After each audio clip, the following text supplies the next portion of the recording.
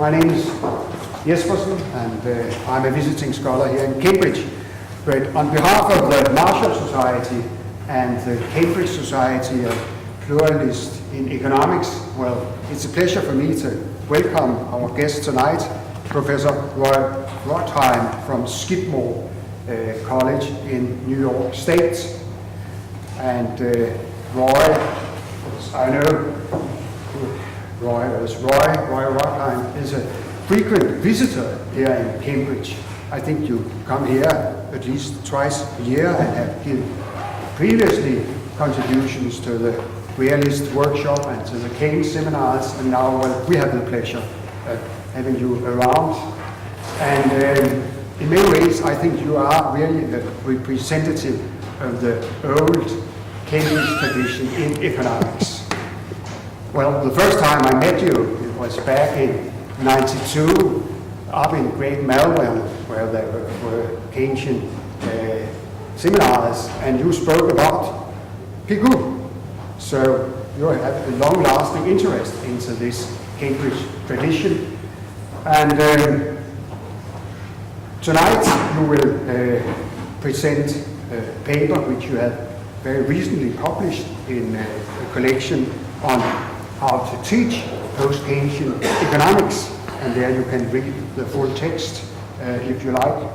And before we move into your lecture, well, I've been asked to tell you that the procedure is that you speak for 3/4 of an hour or perhaps 50 minutes, and then we take questions, and all in all, it won't last more than until 6:30. So I think that you will manage that as well. And well, the lecture you will give us tonight is about the economist who mistook his model, well, you say for a market, but maybe in a broader sense, who mistook his market for reality.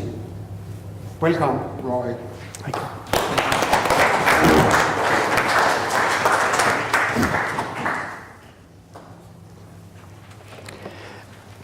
You hear me okay in the back? Good. I put that up in advance. You could read the Murakami quote. It's a great book, by the way, despite the fact it's 900 pages.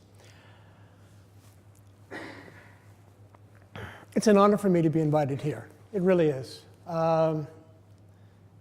It's a very important society. It's very important that you've named your society after Alfred Marshall.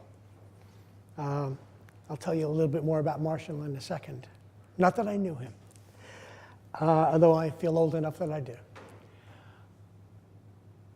When I went to graduate school, I was young, about 21, and we had to take the same courses you had to take, micromaths, econometrics. We got some electives to take. And I did public finance and did trade and finance. And first week of public finance class, we were assigned something to read by someone named Abel Lerner. Does that name ring a bell to any of you under 50? Okay. Very important economist, which you'll have to just Google him. He was a market socialist. Very interesting fellow. And he wrote this book called The Economics of Control, trying to understand how one could use the market and at the same time the principles of control within a market.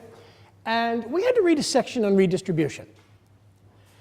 And the argument was to make the case for redistributing income from the wealthy to the poor, which I thought was a perfectly valid argument. But then there was a picture. And the picture looked like this. And it had the marginal utility of income of the rich person. And it had the marginal utility of income of the poor person. And they crossed at some point. And of course, if you look at the distribution of income, it wasn't at the point where they're crossed. And so Lerner made the case, if you redistributed income away from the rich person toward the poor person, the loss in utility to the rich person would not be as great as the gain in utility to the poor person, and therefore welfare would be maximized. Well, I'm perfectly comfortable with the conclusion. It was how he got there that made me really nervous. Because I looked at that picture and I said, how do you know? How do you construct these things? And it said, it seems to me the only way you construct them is to ask people. If you're here at this moment, what if I gave you some more money? How would you feel? What if I gave you some more money? How would you feel? Let's calculate the marginal utility of that income. Let's do it for the per person.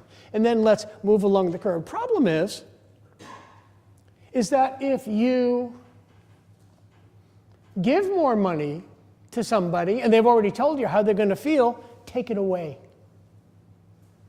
They're going to feel a lot worse than how they felt when you gave it to them. And I said, wait a minute. If every time you move along the curve shifts, where the hell are you going? I like the argument, but frankly, I don't like the pictures. Well, we came to class, and I have very little impulse control. And I actually wrote it up as a little note, raised my hand, and I said, look, that thing we just read, let me show you. And I went up to the board and I drew it on the board and I drew the curves and I said, and I made the same argument. And I said, every time we move, everything shifts. So how do we know where we're going? And I said, it seems to me that you can't tell me anything independent of the position where somebody is. Amartya Sen was later to call that positional objectivity. Well, my classmates were befuddled because you're not supposed to speak in class. The professor, have you ever been in a situation like this where you raised your hand and the professor just looked at me? And I waited for him to say something and he kept looking at me. I said, uh-oh. He said, why don't you see me in my office afterwards? I said, okay. And when I went to his office, it was clear to me he didn't understand a word I had said. So I went through it again. And he gave me that befuddled look again, and he didn't understand a word I said. And I said, thank you very much. When it came time to getting grades at the end of that term, I got a B. Because he thought I didn't understand any economics. The second paper I wrote was in international trade. And there I thought it would be very clever. I said, well, let's suppose you want to develop a country. What you do is you entice another country to come in and develop a product that everybody's going to want to buy. And you let them develop it because they can develop it much more cheaply than you can, and at the same time, you start developing that industry as well. But it's going to cost you a lot more. But once you develop the industry to the point where you actually can produce that product, throw on a prohibitive tariff, and then drive out the other country, and even though the price will be higher, the people will continue to buy it because now they want it so much. I thought that was very cool. I thought it was a cool idea.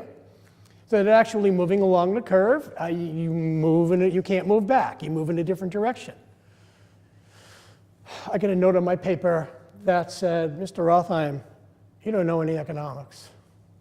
Come to my office. I kept being invited to their offices. He said, you know, this makes no sense at all. He said, why don't you try it again with reversible demand curves?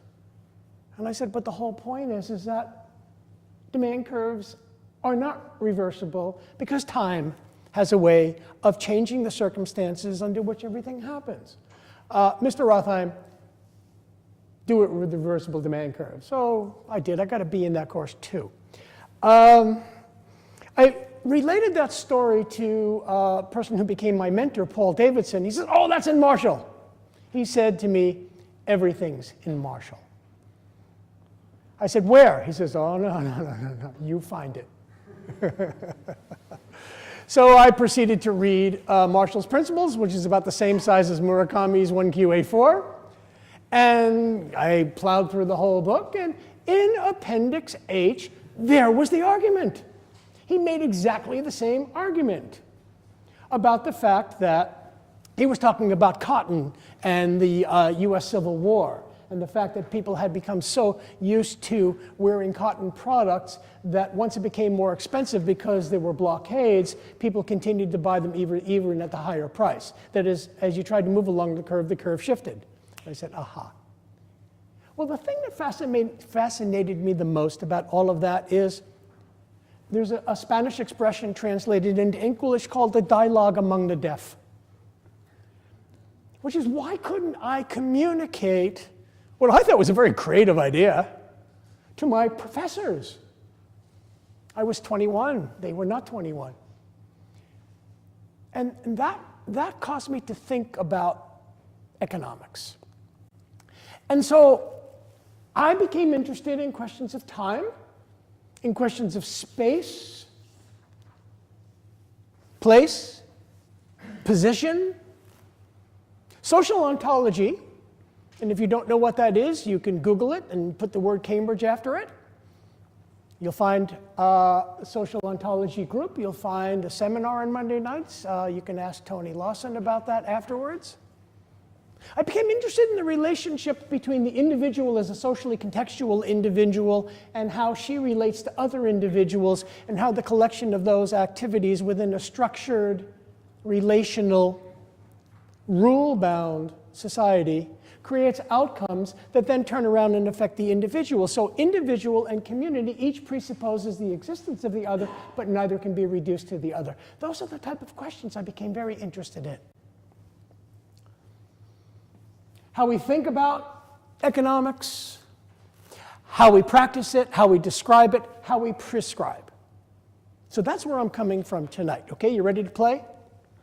Let's see what we can do. I'm interested in, why do most economists perceive that, but they can't perceive that, like my professors? Why is it that they approach things that way, but not this way? There's their method of analysis. Why is it that most economists say that, but they don't say this? That is the language that they use to describe things. Let's try one. This is the audience participation part. Economics is all about, come on, you can say it.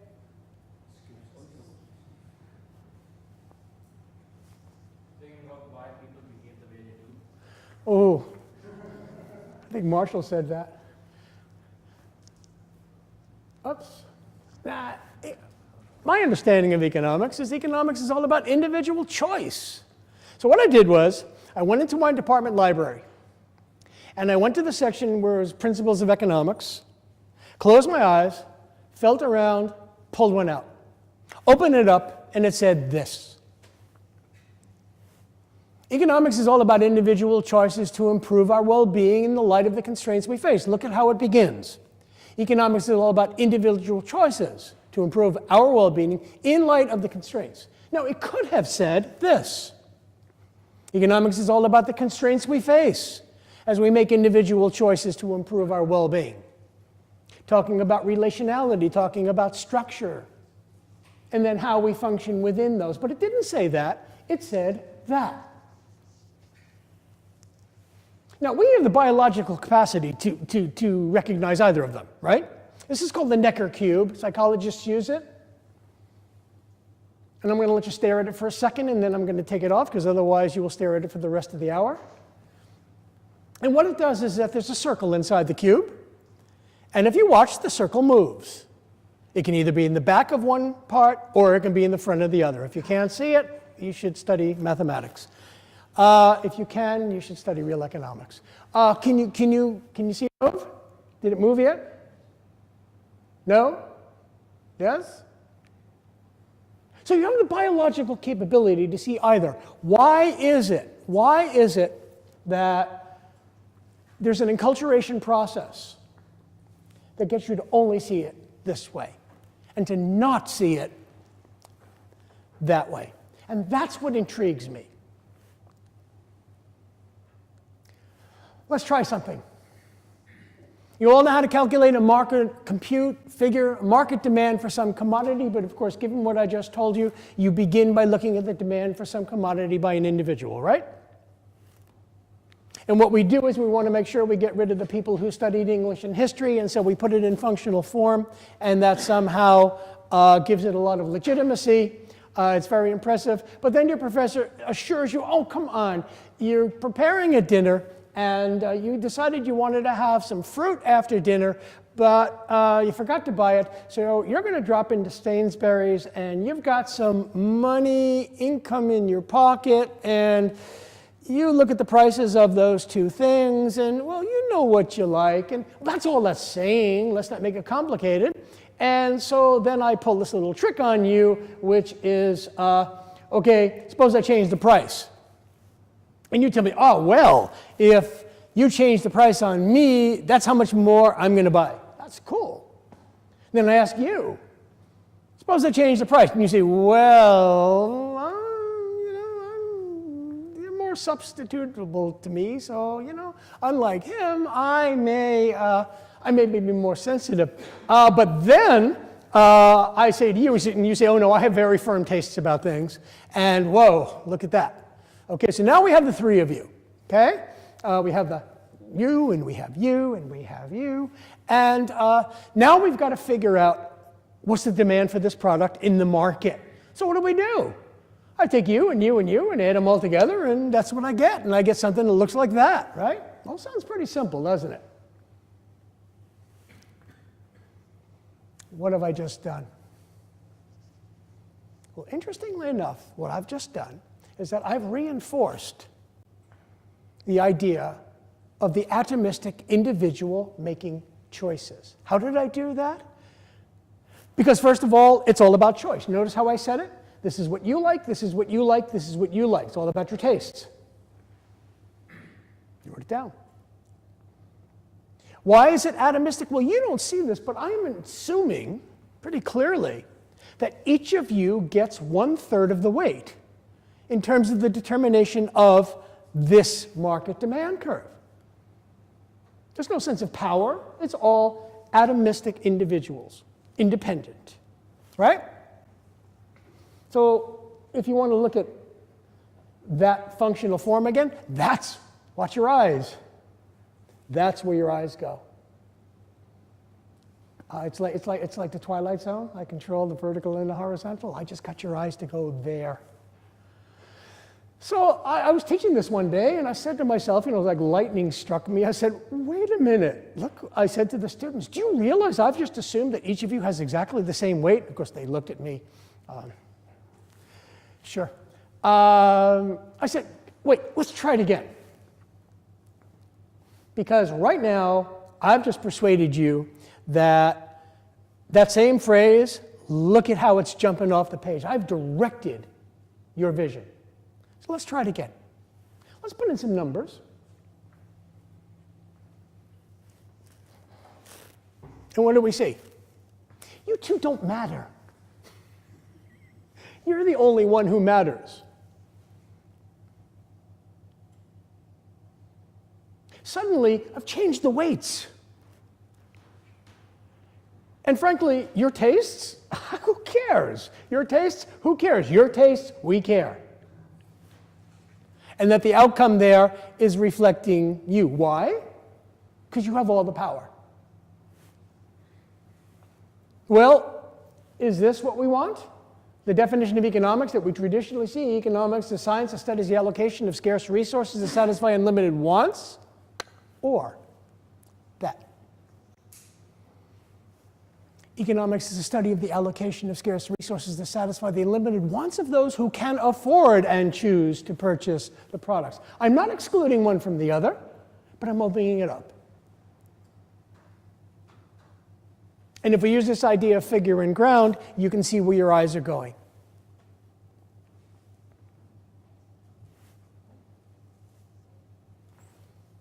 The problem is that's not what you learned.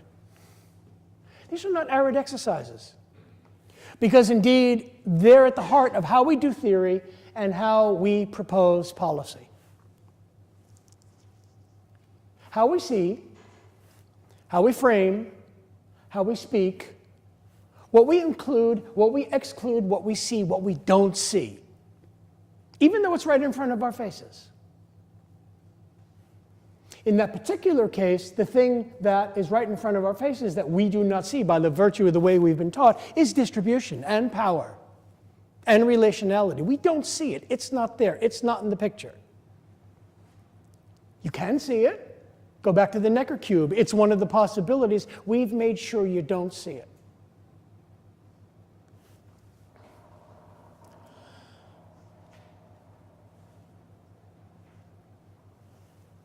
And by doing that, we are implicitly giving equal weight to each person, even though we don't think about that. It's how we frame. Distribution, power, position, relationality, interdependence don't figure in our perceptual field of inquiry. They're not there.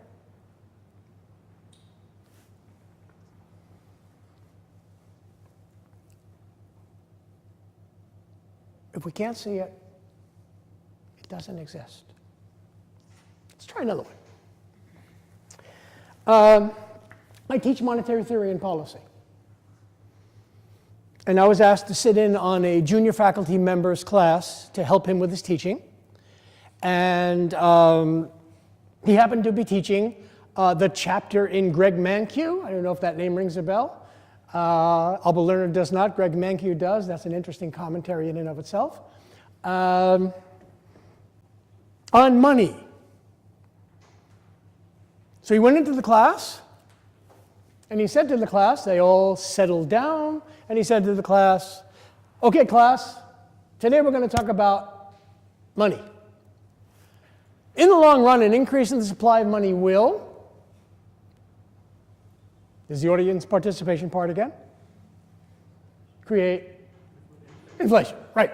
Bang, rolls right off your tongue. Okay. Now, I'm sitting in the back of the room scratching my head, but never mind. He says, oh, no, don't forget, we're talking about the long run. And he defines the long run in this way. We're at full employment equilibrium. Of course, I teach this stuff too, and the third year. And I get the students to think about, what does it mean to be in full employment equilibrium? I said, do you remember that thing called the production possibilities frontier? Find a point. Now let's open it up. Let's deconstruct the argument. What's in there? Well, we have N goods, and in each of those goods markets, supply of those goods equals the demand for those goods.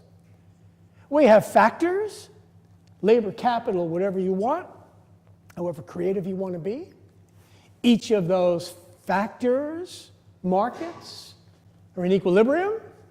We have some vector of relative prices, both in the output markets, in the input markets. You've all been there.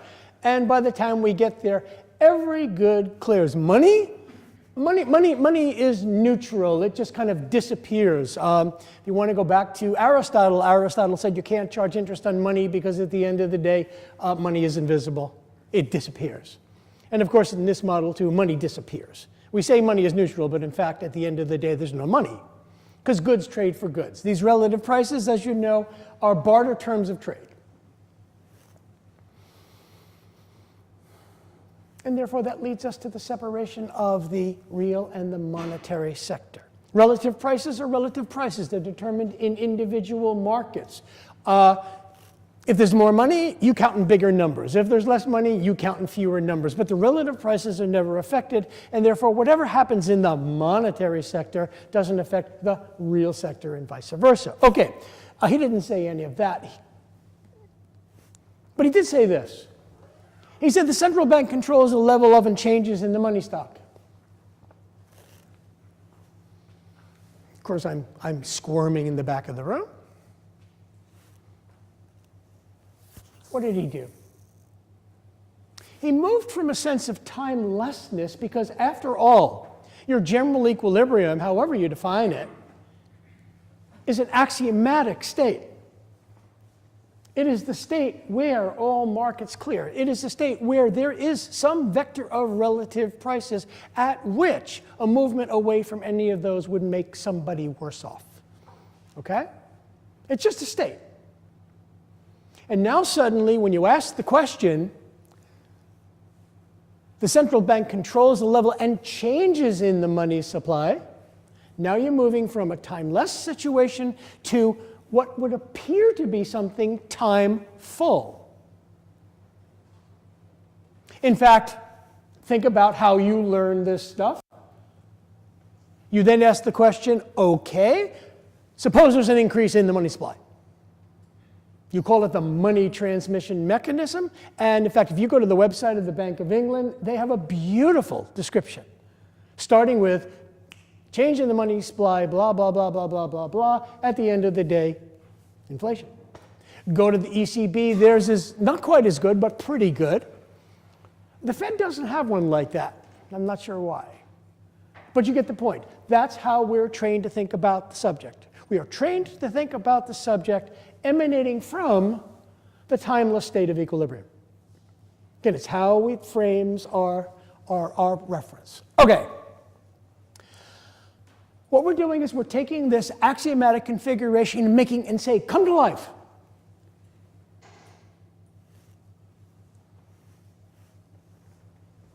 Well, I don't know if any of you has actually studied money, but the first thing you know is that in the, may I use this expression, real world, the way the money stock increases is by you going to the bank and wanting to buy a house, and you sell this thing to a bank called a mortgage. Banks don't give mortgages, they buy them. You're the ones who sell them. You give them to the bank, and which is a claim on cash in the future, right? And I'll pay you back. And they give you a claim on cash today, and what happens miraculously is that the money supply increases. Okay, so it's demand driven. If nobody wanted to buy a house, then the money stock wouldn't increase. When people start paying off their mortgages, the money stock starts to decline. The other thing is, if you look at the way money policy is conducted, banks will set short-term interest targets. In the case of the US, they set a federal funds target, and all it simply means is that when banks want to borrow reserves from each other, if it turns out that more and more people want to borrow money and go to banks, and more banks find that, oh my God, I'm below the legal reserve limit, I better get some reserves, they all scurry about trying to borrow reserves from each other. The next thing you know, the federal funds rate starts to rise, and there at the other end of the room, behind the door, the manager of the system's open market account is looking in and saying, aha, my turn to jump in. Let me go out there and buy some government securities on the second-hand market to put more reserves and more money in the system and bring down that rate into whatever the prescribed band. Right now it's 0 to 0.25%. Okay? So even there, the central bank is accommodating, and that's what it means to have an accommodative monetary policy, accommodating the demand for money. That's how it really works. All right? Now, they can try to affect policy by changing the quantity of bank reserves and money. But they are pushing against the wind, because the endogenous factors there can be very strong, and it can work in either direction. Again, just think of it in a more open way. Don't necessarily think about it as we're going to hold everything constant. We are going to be in equilibrium. The real sector is going to be fixed. And all we're going to do is, I was never quite sure. James Mill in Commerce Defended, what, 1808? That's the date, right? Just checking. Said, suppose everybody were to put on their trousers and stick their hand in their pocket and pull out a £5 note. Where'd that come from? Okay, that's how he increased the money stock. At least David Hume, ring a bell? David Hume? Author of the word humongous? No? Okay. David Hume in 1752 has this wonderful piece called Of Money, the best statement on the quantity theory of money, by the way, where at least he has changes in the stock of money coming from abroad through balance of trade surpluses. But you know, Ben Bernanke is referred to as Helicopter Ben. Well, suppose a helicopter flew by and dropped money. It's never quite clear where it comes from, but in reality, we know where it comes from. Okay? So to make the statement to students, okay, we're going to assume that the central bank controls the money stock. In fact, what I've found is most macroeconomists really believe that. For those of you who have studied something like ISLM, the question is, suppose there's an increase in money stock. Oh, I know what happens. The LM curve shifts. When there's a shift in the IS curve, Suppose this is an increase in investment. The curve shifts. Because I scratch my head and the first thing I say as a monetary economist, how'd they pay for it?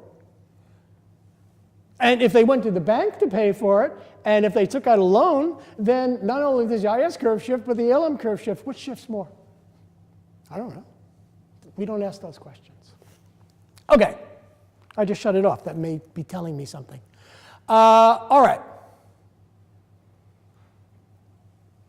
So to say, and this is important, to use the language structure that the central bank controls changes in the money stock presumes the closure of the system. Otherwise, you can't use the language. Otherwise, it gets too complicated. Otherwise, we don't know. Otherwise, there's too much interdependence. And the timeless axiomatic separation of the real and the monetary sectors. So it's almost as if you're assuming what you want to prove.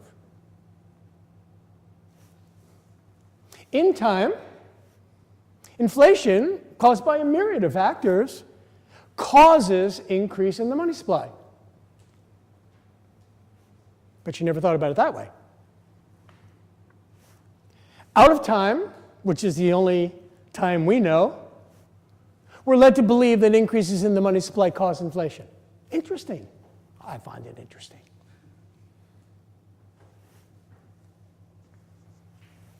Then there's another problem that I was worried about when I was listening to this talk by my colleague. I know what he was saying. I was wondering what the students were hearing. And there's this cartoon by Gary Larson. I don't know if you know The Far Side. What you say to your dog and what your dog hears. And that about captures it. Okay? And think about that the next time you are lecturing. What am I saying? What are they hearing? Okay? So what did they hear? Well, what they heard was, at the end of the day, inflation is caused by excessive increases in the money supply by the central bank. That's all they heard. Otherwise, it was blah, blah, blah, blah, blah, blah, blah. They will carry that with them. I don't know about students here. My students are all going to become investment bankers, and they will all then control portfolios. Based upon that, it'll affect their inflation expectations every time they see a central bank extending temporary long-term lending. They will immediately say, oh my God, that means there's more money in the system. If there's more money in the system, that means we know down the road, we don't know how long, but down the road, there's going to be inflation. Therefore, there's the expectation of inflation. Therefore, we better sell now. Everybody sells. Price of bonds go down. Price of bonds go down. That means the next person who wants to borrow money is going to have to sell their asset at a lower price at a higher rate of interest, and voila. See? We told you. All based upon a fictitious view of the world, and a world where there's no time.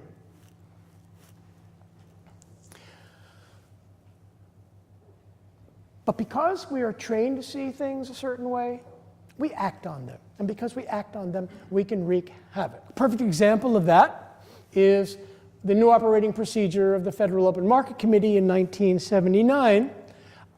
Just to bring you back, it was a really goofy time in the 1970s all over the world because we were experiencing something called stagflation. It had nothing to do with those big animals. But inflation and unemployment were occurring at the same time. They didn't know what to do. Inflation was pretty high in the US, and so during the period of the 1970s, open market operations were controlled by the then chair of the Board of Governors of the Fed, a man named Arthur Burns, which may or may not ring a bell, but he was Milton Friedman's professor, first at Rutgers and then at Columbia. And so he comes in 1970, appointed by Richard Nixon, and he immediately changes how they operate things to target monetary aggregates. We've got to control monetary aggregates. We've got to set proper monetary control so that we'll control inflation. Okay. Problem is that they were also using a rule. which was how are we going to get this to happen? Well, the way we're going to get this to happen is we're going to set a short-term interest rate intermediate target. And we were going to keep the federal funds rate in a very narrow band, actually 50 basis points, 25 on either side. And anytime the federal funds rate exceeded that band, we would immediately rush in and provide more reserves to the system. In other words, every time people wanted more money, we gave them more money. So they suddenly said, okay, we've got to stop this. We're going to raise the band. Well, they raised the band, but they kept the band at 50 basis points.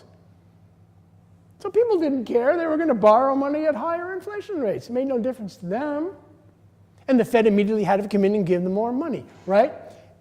Increases in inflation caused the money stock to increase. 1979, in the autumn, a new chair of the Board of Governors is appointed. His name is Paul Volcker. That name may ring a bell.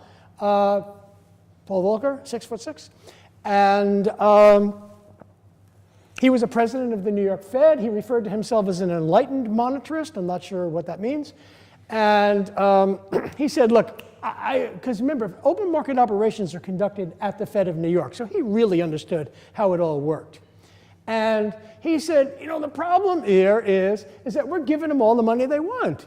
So therefore, even though we want to slow down the rate of growth of the money stock, it's not happening. So here's what we're going to do. We're just going to widen the band.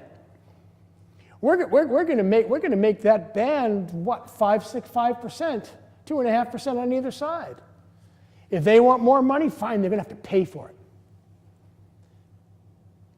So basically what happened is the rate of growth of reserves, the rate of growth of the money stock slowed down. He literally put his foot on the monetary brakes. Not bad. What happened?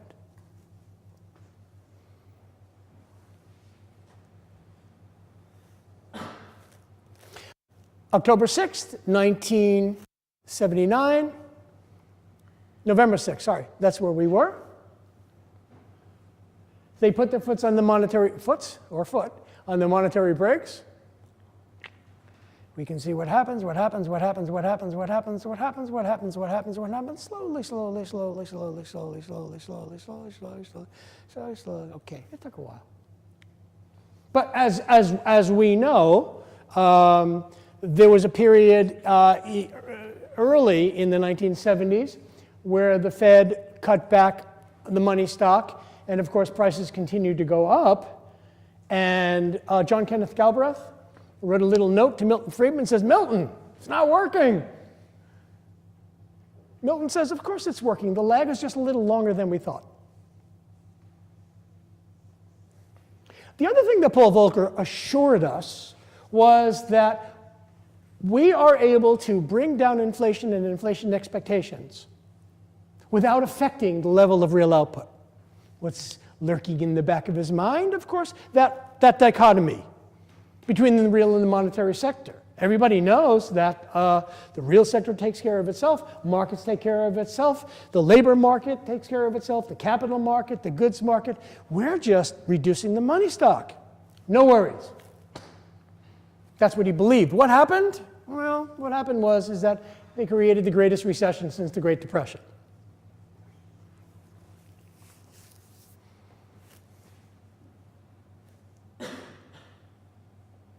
What they saw, what was visible, what they believed, how they were trained to think about it, was that cutting the rate of growth of the money stock and doing it right was going to bring down inflation. And in 4 years they did it. What they didn't see, because it was invisible to them, because they weren't trained that way. Nobody believed that. You don't believe that. Was that, look, if you do that, then people don't have the money that they would have had otherwise, and they weren't able to buy the stuff that they would have otherwise, and somebody's going to lose a job. But no surprise, because what we've now come up with is a distinction between the long run and the short run. And in the short run, we know that markets get clogged. We know that there are going to be certain short-term costs that we can't deal with. We know that there's asymmetric information. Think of all the Nobel Memorial Prizes that were won on that one. We have something, we have menu cost problems. Greg Mankiw writes about menu prices, restaurants refusing to change their menu and therefore change their prices because it'll cost them too much. I mean, so all of these problems, efficient market theories, right? Insider, outsider, et cetera. I can go on and on and on and on. In the short run, we know that because markets get clogged, there may be real consequences to nominal changes, right? But we know he's going to take care of himself. Well, 20/20 hindsight? No, 0/0 hindsight. Everybody now thinks that that was the great moment in monetary policy. That was the one time that a central bank actually had the courage to cut the stock of money and to bring down inflation. That's all they remember. So now the question is, can we do it again? When do we do it again? And this is what central banks are all talking about. When do we do it again? We know that from the last crash, that all central banks have been lowering whatever key interest rate it is that they lower. We know that a lot of them have been engaging in what's called quantitative easing. Easing is once you bring down the bottom end of the yield curve, you're going to have to do something else. And so you start working into the middle and bringing down those by going out to the market. And whatever you buy, each country does it differently. Lots of times there'll be what is called Operation Twist. We'll sell short-term assets on the market, buy long-term assets on the market. In the US, they're actually spending $85 billion a year, half of which is going to buying mortgage-backed securities. So they're doing whatever they can. But we know what's going to happen down the road, even though we don't know how long the lag is. Because when we took our first econ course, our prof told us that excessive increases in the money stock will create inflation. So now markets are getting nervous. In fact, in the September 18th meeting of the Federal Open Market Committee, they were supposed to taper. That's what everybody thought. They didn't. Markets went crazy. The yield curve jumped up.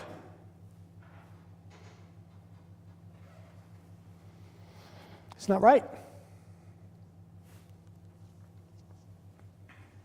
What we see, and the question we ask, is how close is current inflation hitting or not hitting the 2% target set by all central banks? I have no idea where they came up with that one. Probably John Taylor. Here's what we don't see.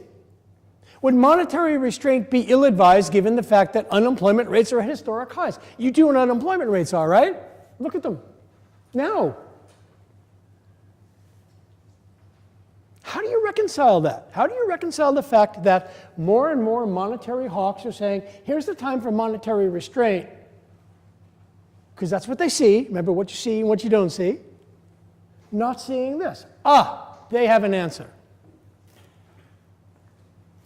The new natural rate of unemployment is higher.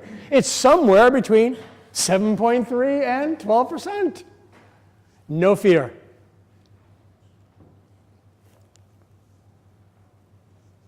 Now, Yannick, I shouldn't have this up here because this man was struck by lightning about a month and a half ago and has completely changed his position.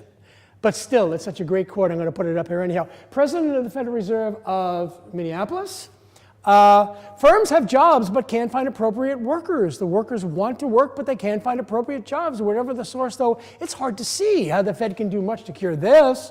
The Fed does not have a means to transform construction workers into manufactured workers. Most, I highlighted that, most of the existing unemployment represents mismatch that is not readily amenable to monetary policy. Okay, so how do we think about the problem?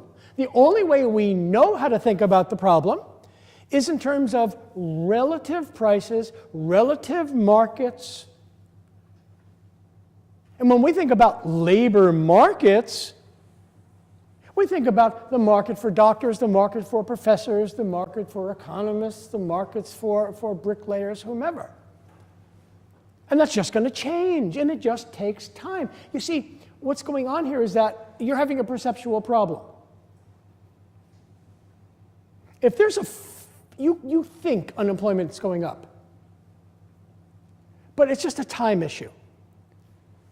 Because what it means is that when there's a fall in the demand for a product somewhere, that means there's an increase in demand for a product somewhere else.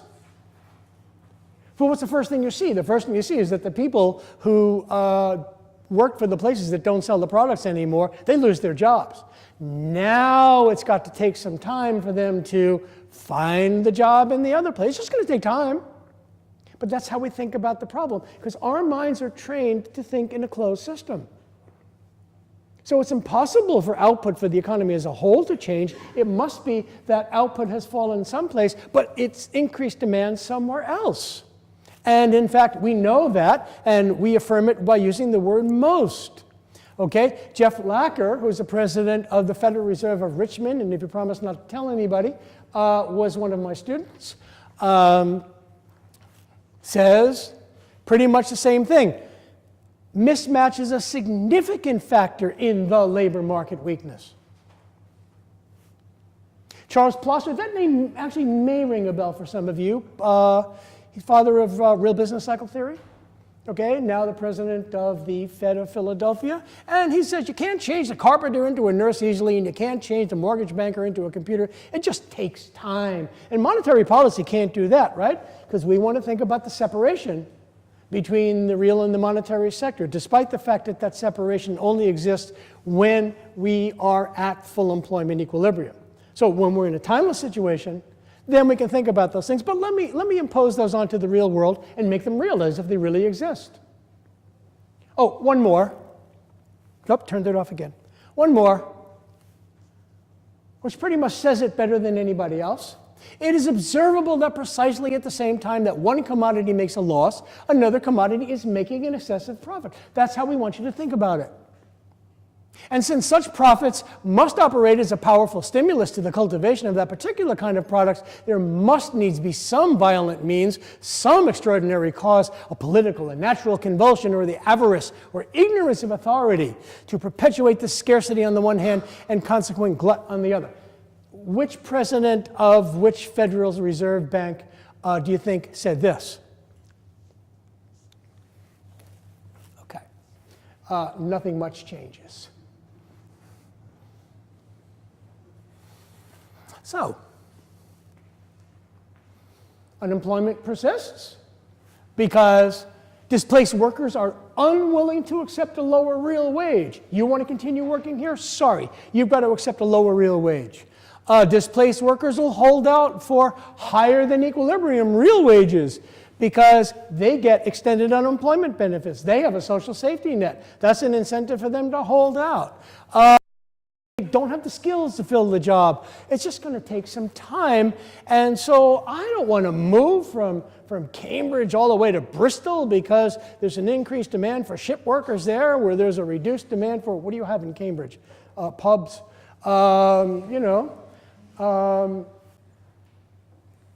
What have we done? We have posed it in such a way that goes back to the way we began. Each individual unemployed worker volunteers, chooses to be unemployed. What did we say economics is all about? It's all about individual choice. And that seals that. Okay.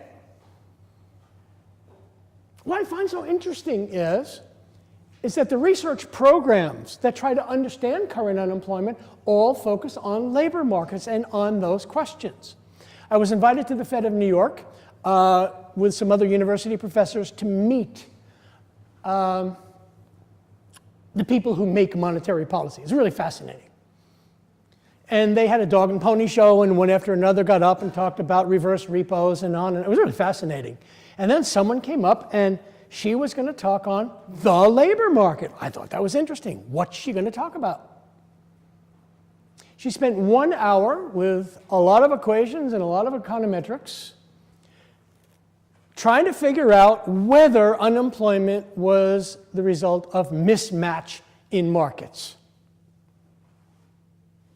And the conclusion she came to was, it isn't.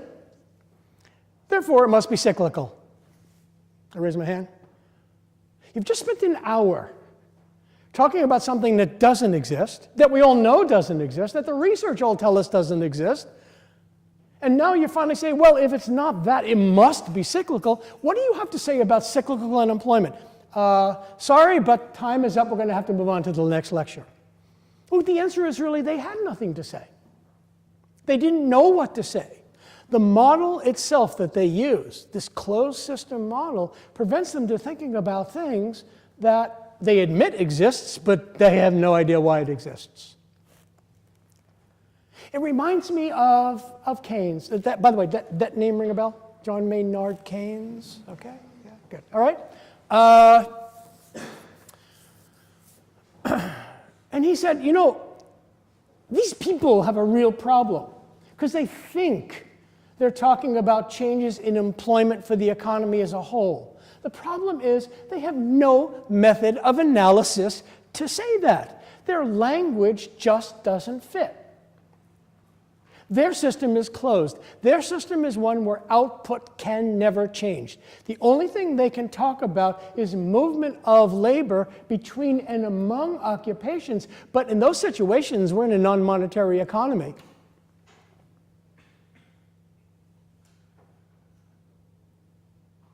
He said, let's look at the demand curve for labor for an individual firm. When Pigou, the name okay? A.C. Pigou, writes Theory of Unemployment in 1933. Keynes reads it, and he goes back and forth with Dennis Robertson, and you know, he hates the book. It's the worst thing he's ever read. This man is gaga and demented. And he says one little thing that Robertson never picked up on, which is, okay, he keeps talking about the real wage. What's in the denominator? Well, as you know from your microeconomics, for the individual firm, the denominator is the price of the product itself. But for the economy as a whole, it's the price of all products. It's the index of all products. And when we're talking about the real wage, we're assuming that changes in money wages do not affect the price of the product, or any prices for that matter. And Keynes said the only time that's going to happen is when output as a whole doesn't change. If output as a whole cannot change, then we can expect that prices will never change. So you can't even derive a demand curve for labor for an individual firm unless you assume that output for the economy doesn't change. Well, if that's what you think, you're going to take that and add up over all firms, you have nothing to say. So how can you possibly talk about fluctuations in output and therefore employment in the economy when the model that you use, which is a closed system model, prevents you from even asking those questions? Of course, as you know, what do they say? A classic is like Keynes' General Theory is a book that everybody knows about and nobody's ever read. If you open a textbook now at any level, what will it tell you that Keynesian unemployment is? Sticky money wages or sticky real wages, okay, which had nothing to do with Keynes at all. He was trying to make a methodological point, the same point that I'm trying to make. In other words, the reason why all of these people try to explain the existence of unemployment is based on a model that makes it impossible to explain unemployment. And they resort to something which is a fiction. It's now 5 after 6. I've been going a long time. There are only 60 more slides. So I think what I may do is shut it off and talk just a little more. So I hope you're trying to get the point I'm making. It's about what you can say, what you can't say, what you think you can say, and how what you think you can say, what you really can't say, directs the way you actually read, seed, model, and prescribe.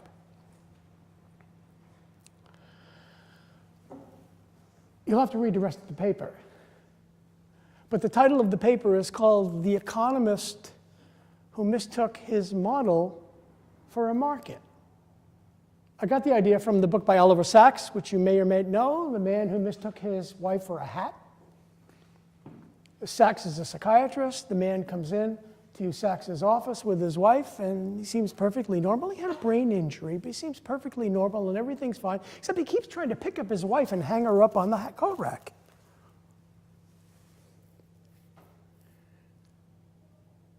Well, what I've been describing is a description of an economy based upon models. But models that are such that they only have meaning at the point where there's closure.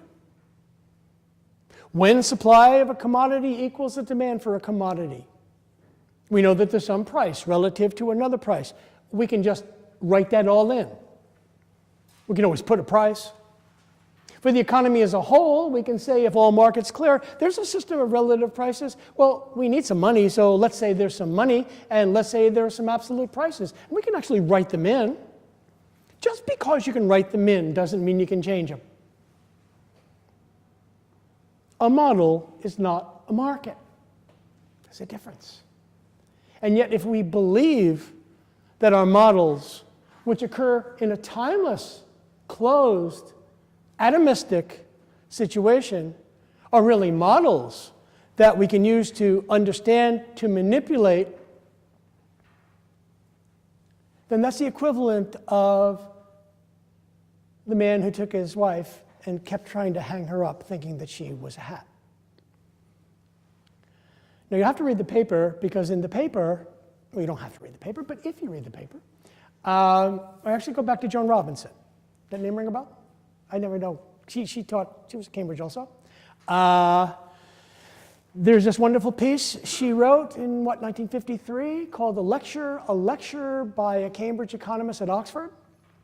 She said, when an Oxford economist comes to Cambridge, they knock our socks off with walls full of equations and unknowns. She said, I'm going to knock your socks off with this: demand, supply, price, quantity. And she says, so there's a supervisor and there's a student, and supervisor finds the point where the two curves cross and says, what's that? Student says, equilibrium. And supervisor says, correct. Then finds another point where they don't cross. And asks the student, what is that? And the tutor says, it's tending toward equilibrium. She said, now you've gone completely off the rails. Because what you've just done is you've confused a metaphor in space with a process in time. And it's one thing to say, in space, at a certain position, I guess at a moment in time, these would be the axiomatic conditions in which supply would equal demand. But that's timeless. That's just imposing closure. It's telling it. It's like she once said, demand curves are downward sloping because I tell them to move down. When I teach it, I say demand curves are downward sloping unless they're not. But when you're actually half change to occur, you have no idea. How is change going to occur? Is it going to be change in the price? What price? Are numerator and denominator independent? Isn't there an interdependence among the conditions that may cause movements to change, just like how I initially described it? The answer is we don't know. Open up the system, we don't know. And that's confusing metaphors in space with processes in time. So the next thing I do is I say, well, how can we do that? How can we continue to use those phrases? How do they roll off our tongues? Well, I refer to a very nice book by a philosopher named Herbert Marcuse called One-Dimensional Man. And the reason why he calls it one-dimensional man is that as humans we have two capacities. One is to observe and to identify, and the second is to deconstruct and to understand how all of those things fit together. What is the nature of things themselves? He said the problem is that for whatever reason, and he has lots of reasons that he gives, we have lost the capacity to deconstruct. We have lost the capacity to analyze. We have lost the capacity to even think that below the surface there are processes, there are generative mechanisms that cause this thing to go. All we do is we see what we see, and that's it. So we've lost our critical capacities. And once we've lost that, then it's real easy. Because then what happens is we are taught certain things. He calls it functionalized language, language which serves the function of getting us the results that we want. Certain adjectives are always associated with certain nouns. And we say them, and we say them, and we say them, and they roll off our tongue, and if we say them enough times, we'll start to believe them. And we'll think they're true, and they'll think they're real. And what it does is that it limits the realm of discourse, and it excludes everything else. And I think that adds nicely to what I'm trying to describe. Think about the functionalized language. Think about words like capital. Think about even a better phrase, the marginal product of capital. Think about a phrase like real wage, real rate of interest. Some central banks are interested in targeting real rate of interest. How can you do that? Because numerator and denominator are not independent.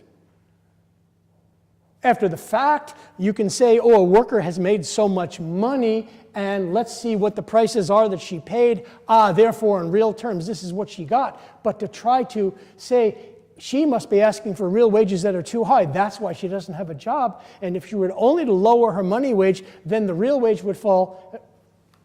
It boggles the mind. If you've been reading lately, a lot of economists are proposing this would be a good time to raise our inflation target. Because if we raise our inflation target and have more inflation, then real wages would fall and more employers would hire more people. It boggles the mind. Yeah. Or I'll wind up. I think I'm already wound up. I guess you want me to wind down. You're starting to see the point. You'll have to read the paper. But the issue is really, we live in a world that's closed. We have language, we have words, we have perspectives, and we take them and we make them come to life. And we think they're real. And we act on them. And at the end of the day, what are we acting on? We're acting on the first thing I talked about. Economics is all about individual choice. That's what we see. What we don't see is distribution. What we don't see is who is eating, who's not, and why, unless we just assume that they're asking for higher wages than what the market values their services to be. And if we want to understand how to get out of what we're in right now, the answer is we don't have a clue, by virtue of the way we see the world. If you want to see the world in terms of distribution, ask yourself the question, what's happening to real compensation for workers in Britain? What's happening to profits? Profits are higher than they've ever been. Real compensation has not changed. How come business owners are not taking their profits and spending it by investing in capital and labor? Because they don't think anybody's going to buy the goods. Why don't they think anybody's going to buy the goods? Because labor doesn't have the money to buy the goods. But that doesn't make sense when we only see everybody having exactly the same weight. Those questions don't make any sense. Okay, well, I've prattled on and on and on and on. I hope you get a sense of where I'm coming from. I'll stop now because it's been a long time, and he told me to stop. So, thank you.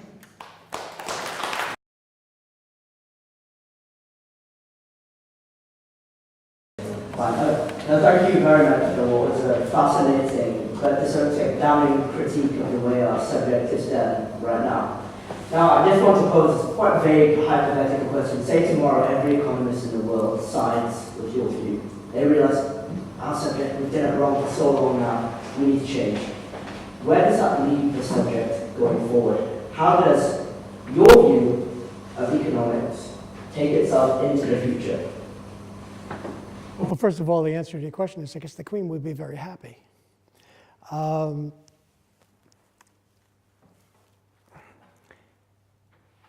There's a common response to the type of critique I'm making, which is, well, if we don't have models, if we don't have closure, if we don't have functionality, if you're saying that everything is open and there's interdependence, then everything determines anything and we have nothing to say.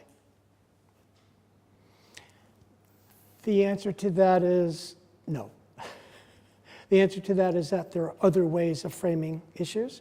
There are other ways of thinking about how an economy functions. A good place to start would be to read Tony's book, Economics and Reality, because I think he makes the case really clearly.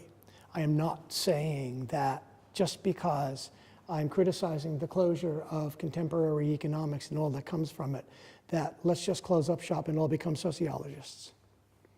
That in fact there are other ways of doing it. There are other ways of thinking about how we conduct our lives in terms of, pardon me?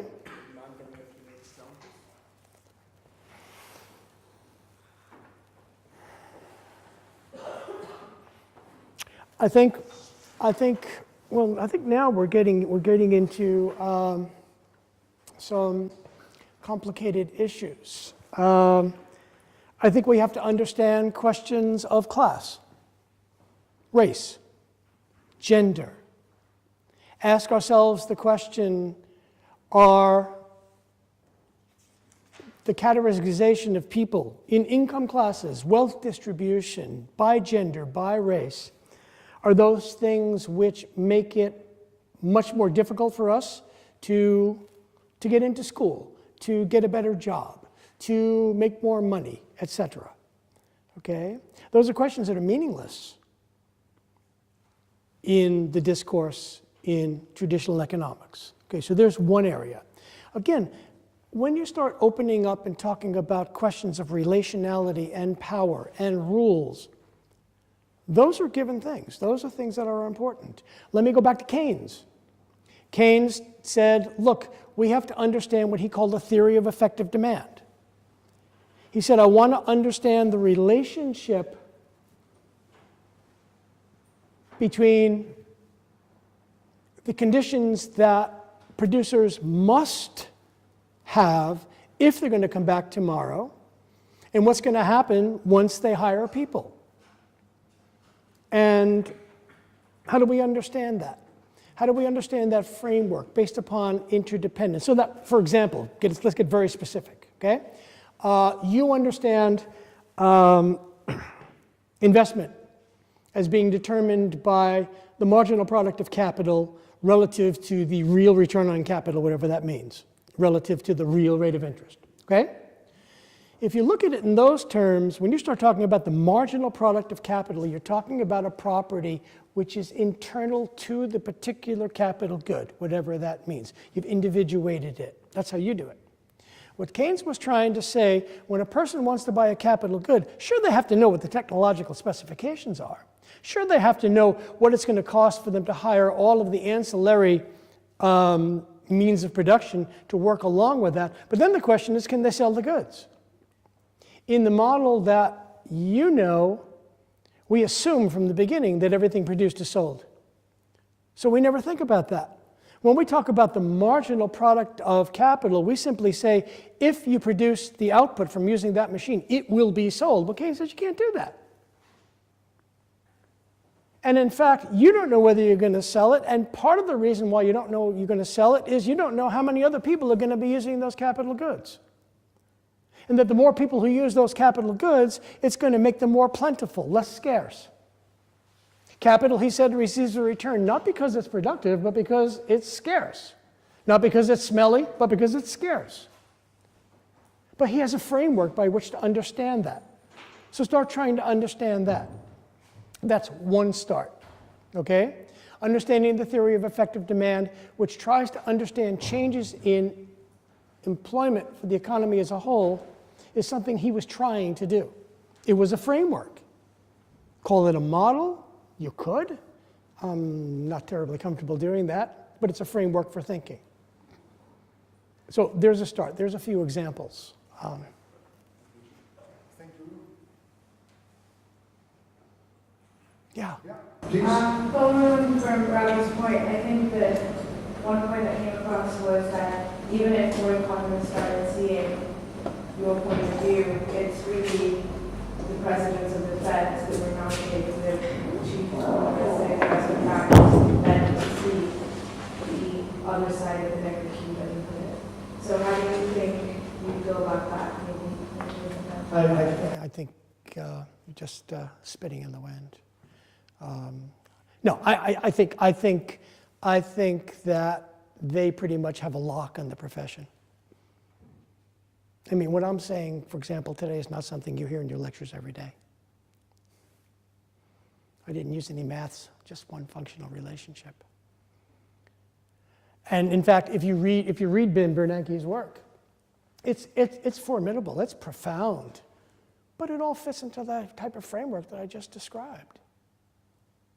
He's talking about asymmetric information. He's talking about all types of impediments to prices and wages fluctuating.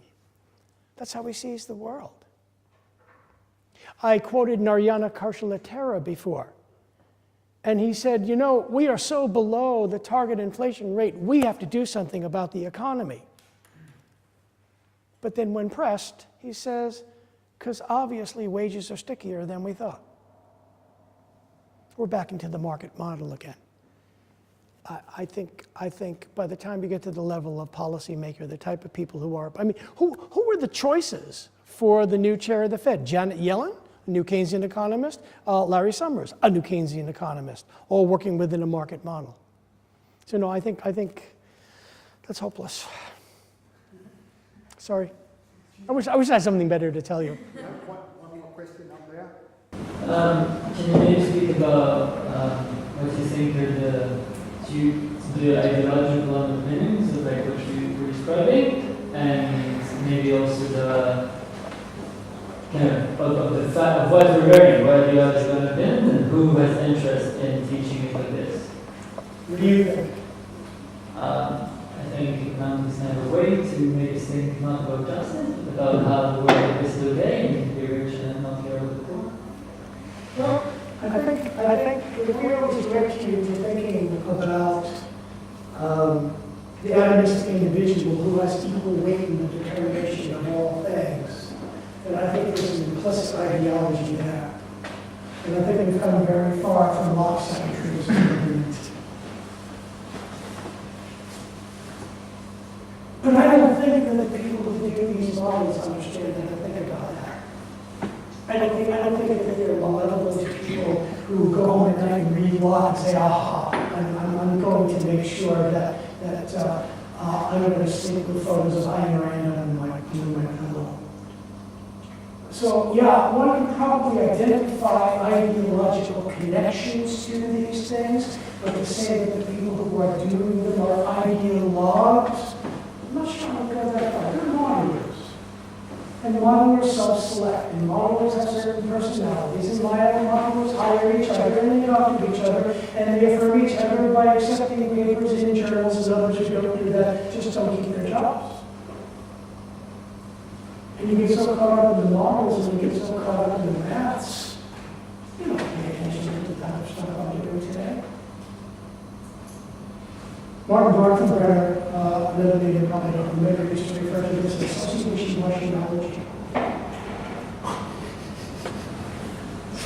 Well, yeah. Enough? It's a good question about ideology and economics. I skirted that wrong. Perhaps we should say this was a day, this was a lecture and good questions. We should thank Roy once again.